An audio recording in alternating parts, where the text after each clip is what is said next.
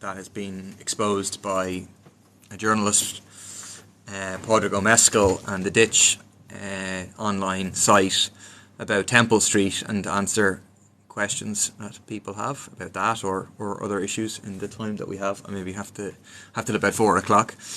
So please like, share, invite people, all that stuff. And please put any questions you have into the chat.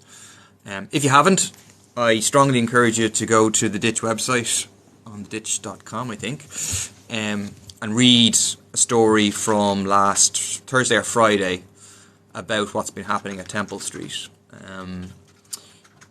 This is work that journalist Pádraig O'Mescal has been working at for almost a year now, as a result of a whistleblower speaking up about what's going on. And since April, I've been working with them, putting in parliamentary questions, trying to get to the bottom of it. In its essence, the issue is a scandalous, disgraceful treatment of children with spina bifida in Ireland. Again, a complete failure by the state. Over 100 children are already on waiting lists for a year or more. And now we find out that some of them certainly did not get the kind of surgeries that you would expect them to get. Effectively, there's two related issues here. One is very high rates of complications and the necessity for reoperations. So already, just even internationally, there would be a high rate. That would be the standard. Apparently, these are very complicated operations and so on. But that's about 45% reoperation rates across the world, whereas here it was about 75%, so significantly higher. But then within that, a major scandal of unlicensed implants being used, springs being brought from a company in Britain, Euro Springs, which operates out of Kent, sending the springs to the hospital, not medical grade, not tested, not licensed, and being inserted into children, at least 3 that we know of. And that's really, really a very big scandal. So what has happened is that the HSE has announced a new external review. So last year there was a so-called internal review and an external review took place. And then on Monday they announced a new external review. And the way that they're talking about it, and the way that sections of the media are talking about it, you would think that this just flows from the last internal review and the external review. But that doesn't make any sense. They had reviews, which they still haven't published.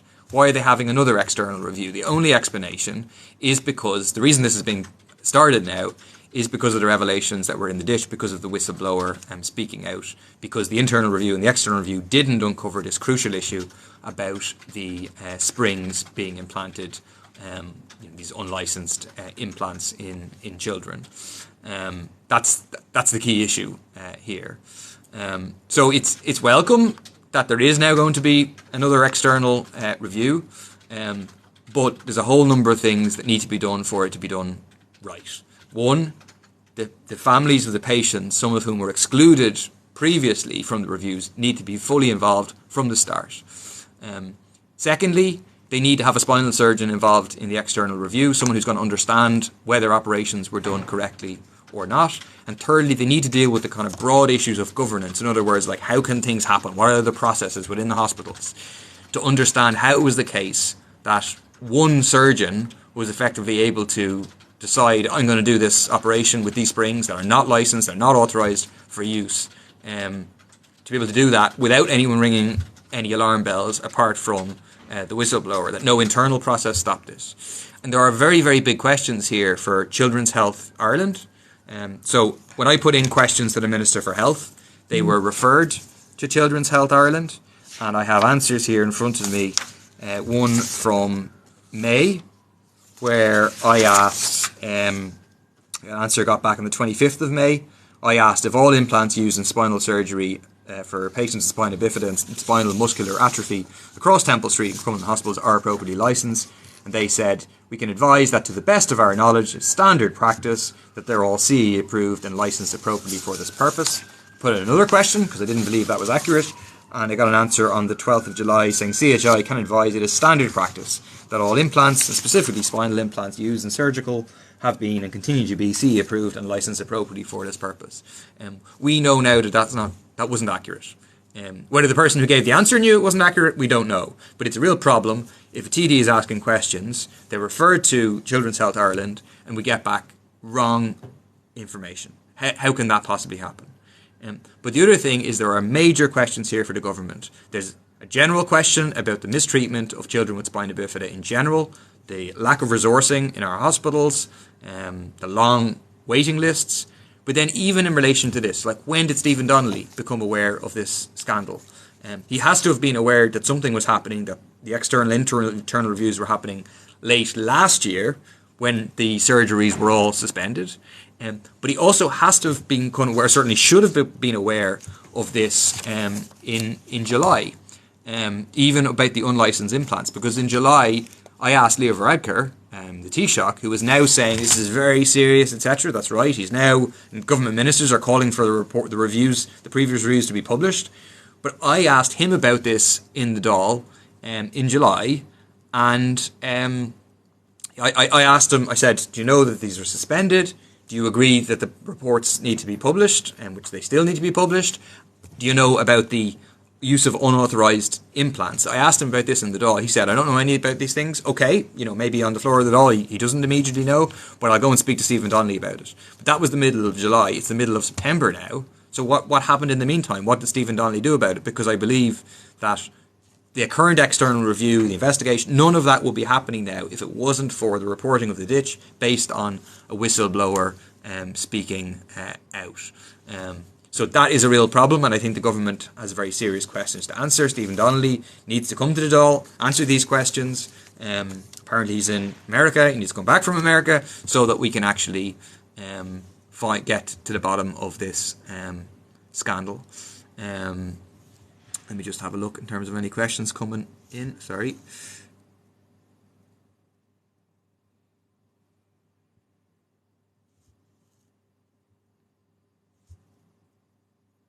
Sorry, I'm just trying to find the questions, and my fat finger is not managing to move things. The new spent legislation. Explain to me. Sorry, that's on Instagram. Which one you're talking about there? I'm on Instagram and TikTok.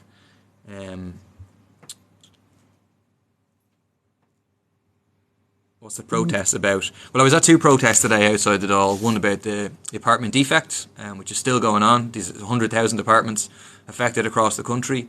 20,000 euros plus is what they're faced with in terms of stuff that's nothing their problem. It's to do with basically cowboy builders, and that's a lot of builders.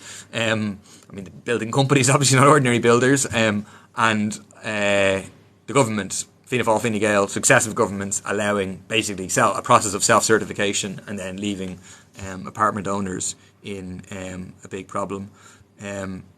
Paul talked about the hate speech bill. Stop dodging it. Well, I definitely am dodging it now. I think I was the only TD in the Dáil who was speaking against it. People can go and look about that. What's your opinion of Putin and the North Koreans being friends? I don't have much time for either of them, obviously. Both autocratic, dictatorial regimes with a complete absence of human rights in their countries and lack of democracy and so on.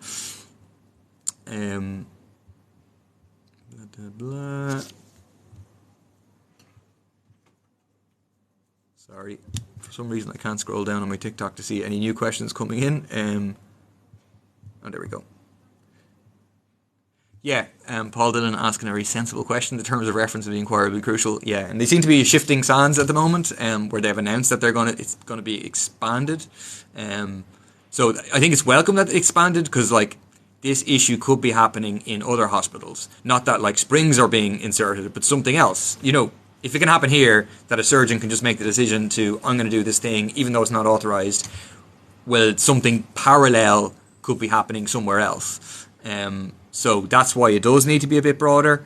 I have the terms of reference. Well, these are the ones that are on the website, but they're actually outdated now because I've talked about them, expanding them in front of me, and I'm going to go through them and try and ensure that they have patient voices at their centre, and that they actually get to the bottom of it, because it's a problem that we've already had an external review that hasn't been published, and now we have to have another one on top of that.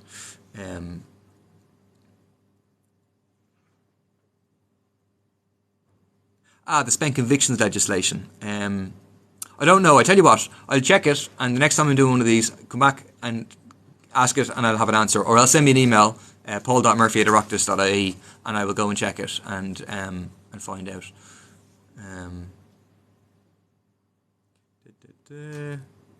Whistleblower in the ditch are showing up the rest of the media on this and other stories. I couldn't agree more. 100%. You're absolutely right. Shows a total disregard for children. Absolutely.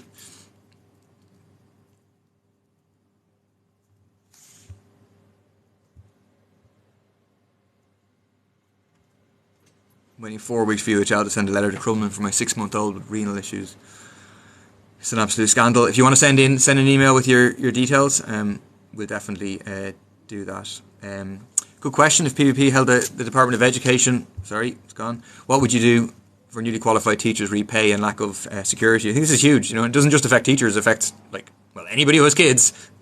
Because now you have a massive crisis. We met with a bunch of teachers yesterday, who were talking about how all across Dublin, across much of the country, you just don't have enough teachers.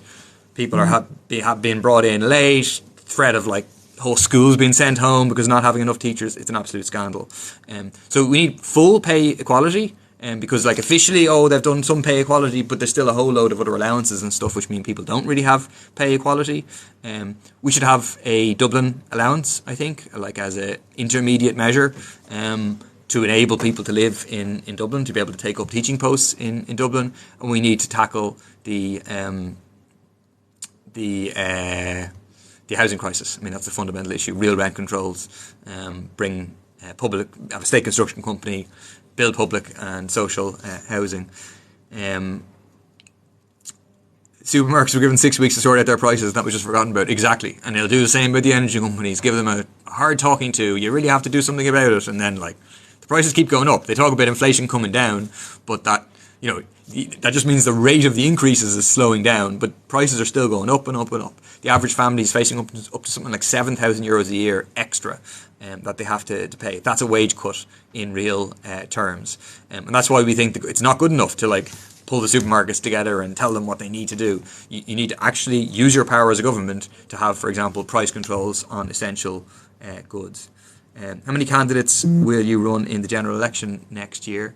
I don't have an exact figure, but we'll certainly try and field candidates in most constituencies across the country, and there'll probably be a local election before then, as in there won't be a general election before the local elections, who knows, and we will certainly try and field as many candidates across the country. Why do you hate our defence forces so much when they do so much for us? Where on earth, Scrappy, did you get the idea that I hate our defence forces? I don't at all. If you go back through the Dáil record, you'll find it's the left who have been shouting out, who have been standing up for the ordinary people, workers in the defence forces, who are treated abysmally, who have poverty pay, suffering from homelessness, and we saw what happened in terms of the Women of Honour. We've been consistently shouting out, calling out for them, supporting them, and we support them 100%. We don't agree with the undermining of Irish neutrality, but I think the vast majority of people in our defence forces don't agree with that either. State Construction Company agree. Can I condemn Putin's genocide in Ukraine? I certainly condemn Putin's invasion of Ukraine. We've repeatedly said that, and the war crimes that are being committed there. What about the far right protests today, Paul? I saw there was a few people outside the front of it all right. I don't know. Yeah, I don't think I'd agree with them, I presume. No point paying teachers more, no houses to live in, a government-run construction company. No, you'd be voting IFA. Teacher salaries, yeah, they're shockingly bad. Do I want to reform capitalism or go totally socialist? I want to go totally socialist. It's what you say all over your media, having to go with the defence forces. Put a link in there of me having a go at the Defence Forces. It's definitely not. That's not true. I'm full of it. Thank you, Denise. We need an election quick. Yes, 100%. Am I embarrassed about Lampedusa? So Lampedusa is the island off of Italy where some refugees fleeing horrific situations in North Africa and the Middle East land. I think it's a scandal how they're treated. I think it's a scandal, like a real scandal. Thousands and thousands of refugees have died in the Mediterranean over the past 10 years, 20 years, like tens of thousands if you go over the last 20 years. That's an absolute shame on the European Union. Resourcing our military absolutely does not undermine our neutrality. Yeah, in and of itself, I agree with that. I think the priority should be to pay our military personnel properly, and I think there's no question that the government has an agenda of undermining our neutrality. You look at what they're doing. I mean, they're engaged in lethal military training at the moment. Do I agree with the hate speech laws? No, I don't. I've spoken out against them. I think it was the only TD in the Dáil, speaking on behalf of People for Profit, that did that.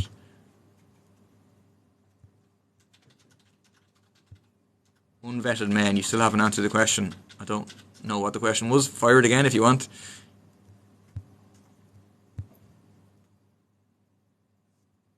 Aldi Bonds, very smart.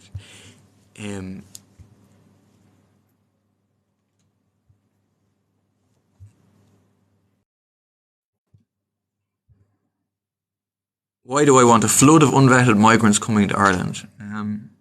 I don't know where you get the idea that I want a flood of unvetted migrants coming to Ireland.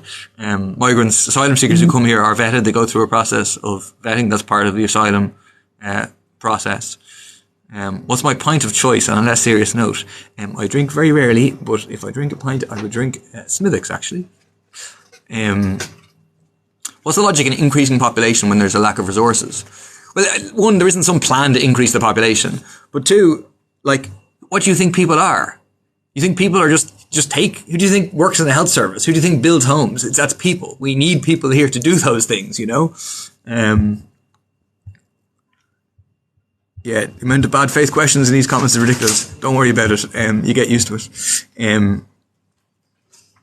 I'll finish with this one, which is a question that comes up every time. Realistically, would you go into government with Greens and Sinn Féin, or is there too much of a gap?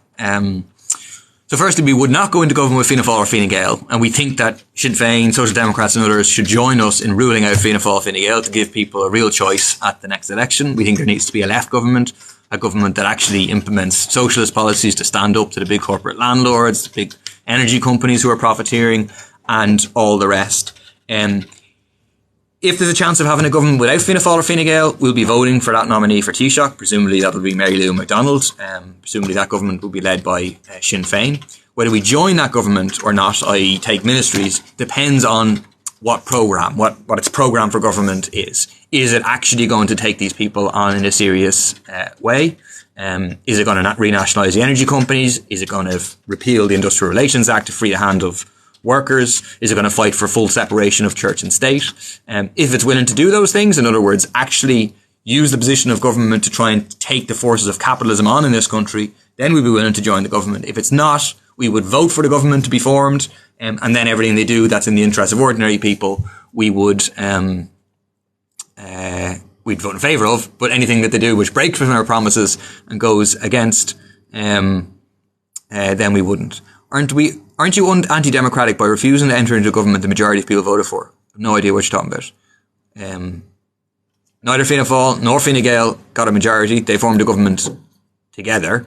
Are you saying that everyone has to go into government with Fianna Fáil and Fine Gael because together they have a majority of TDs? I don't know.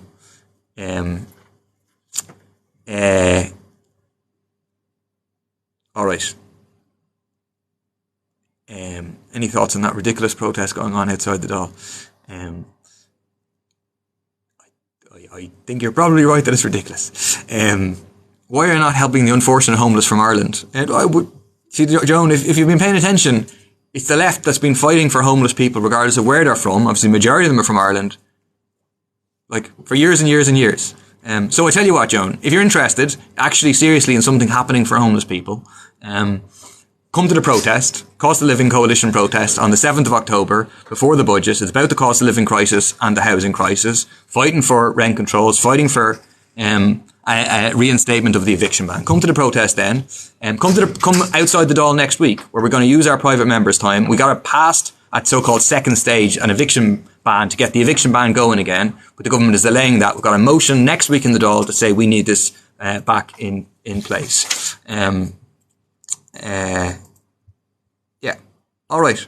Eddie, if you need a bit of advice getting the council list, send an email, paul.murphy@oireachtas.ie, and we will do our very best. Right. I do have to run. I'll be back next week. Someone says troublemaker. Good luck. Take care.